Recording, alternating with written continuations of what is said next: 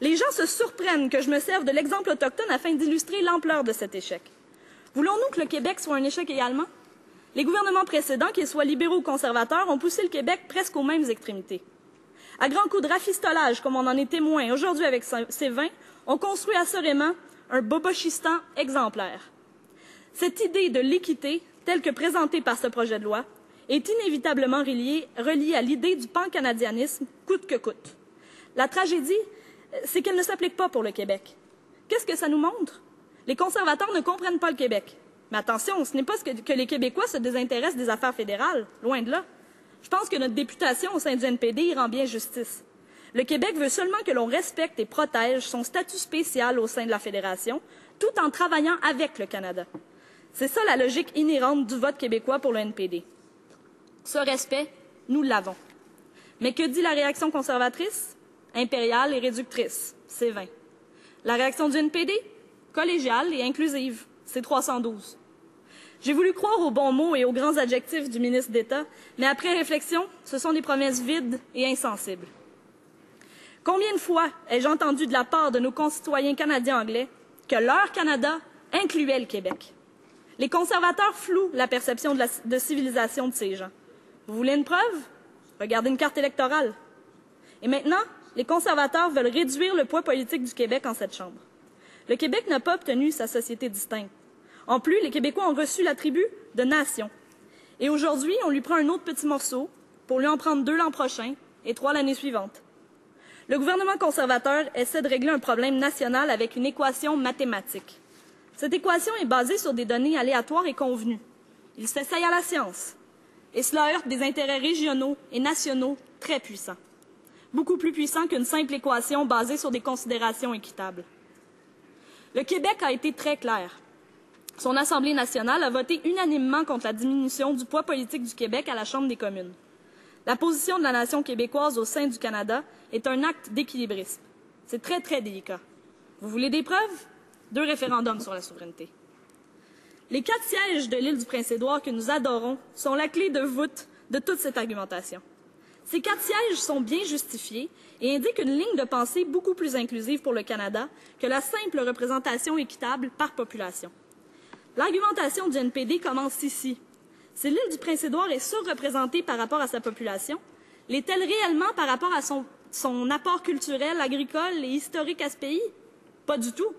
Elle mérite pleinement ces 4 sièges. Les pères fondateurs avaient peut-être une vision beaucoup plus étoffée de ce pays que ce gouvernement. Il s'agit d'un précédent légal et constitutionnel que personne ne remet en question.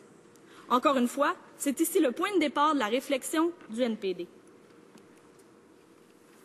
Le nombre de sièges n'est pas strictement redevable à la population d'une province. Il est redevable au poids historique et culturel que celle-ci représente au sein de l'ensemble. Le mot équitable est utilisé à mauvais escient par les conservateurs. Je doute que les Highlanders se sentent concernés par ce mot. Les conservateurs veulent distribuer des sièges en pacha pour remercier. On ne crée pas un pays à coups de passe-passe. Il faut s'asseoir, il faut comprendre. Selon une stricte application de l'équation conservatrice, nous en viendrions à ne mettre que 2 députés pour toute l'île du Prince-Édouard. C'est froid, c'est simple, on ne se pose pas de questions. Mais basta. Appliquons la logique conservatrice aux 3 territoires. Strictement parlant, selon la formule, ils n'auraient droit à combiner qu'à un seul et même siège. Leur population réunie ne dépasse pas 111 000 personnes. Pourtant, personne ne considère enlever le siège qui leur est réservé. Cela démontre que la représentation équitable n'est qu'une illusion. La définition de l'équité est basée sur des prémices arbitraires. La création du Nunavut revient à peu près aux mêmes considérations. Nous nous sommes rendus compte qu'il y avait ici une communauté d'intérêts qui méritait d'être représentée dans cette Chambre et qui a désormais un siège. La logique demeure la même. 4 sièges pour l'île du Prince-Édouard, 1 siège pour le Nunavut. Les équations mathématiques ne donneraient pas ce résultat. Et pourtant, c'est le cas. C'est la situation actuelle. C'est clair, le Canada ne se construit pas selon une froide équation mathématique. Le Québec a besoin de plus de sièges, et ça ne se fait pas au détriment de l'Ontario, de l'Alberta et de la Colombie-Britannique. Respecter le 24,35 % du poids politique du Québec en cette Chambre des communes ne se fait pas au détriment du Canada. C'est ça la teneur du projet de loi C-312 mis de l'avant par le NPD. C'est un projet de loi avisé, sensible aux besoins régionaux et sensible à l'étoffe de ce qui constitue notre confédération. Si on veut faire une réforme démocratique, qui va s'attaquer en profondeur à nos problèmes démocratiques. Il faudrait respecter les sensibilités du Québec, ce qu'on ne fait pas. Il faut créer un sentiment d'unité aux communes, ce qu'on ne fait pas. Il faut inclure les nations autochtones, ce qu'on ne fait pas.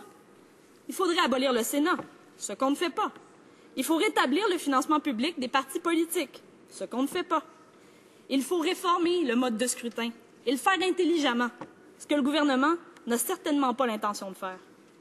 Ce sont les seules manières de s'attaquer réellement au désabusement et au cynisme que la population canadienne éprouve face à la politique. Que fait ce gouvernement alors? Il répète les erreurs du passé. On entretient la malédiction qui divise notre pays. Ils ont l'audace de se croire astucieux en le faisant. C'est incroyable. Monsieur le Président, je conclurai brièvement. Le statu quo doit se terminer ici. Le NPD propose une solution pragmatique et intelligente qui permet de faire d'une pierre 3 coups. C-312. On corrige la sous-représentation des provinces de l'Ontario, de la Colombie-Britannique et de l'Alberta. C'est censé. Le Québec se voit octroyer 24,35 % des sièges à la Chambre des communes, proportion qu'elle avait lorsque cette Chambre a voté la motion reconnaissant la nation québécoise dans un Canada uni. C'est rationnel. De cette manière, nous contribuons à bâtir un pays où tous sont respectés et où chaque province a le sentiment d'être adéquatement représentée en cette Chambre. Ça, c'est intelligent. Et ça ne mène pas vers une crise constitutionnelle. Merci, Monsieur le Président.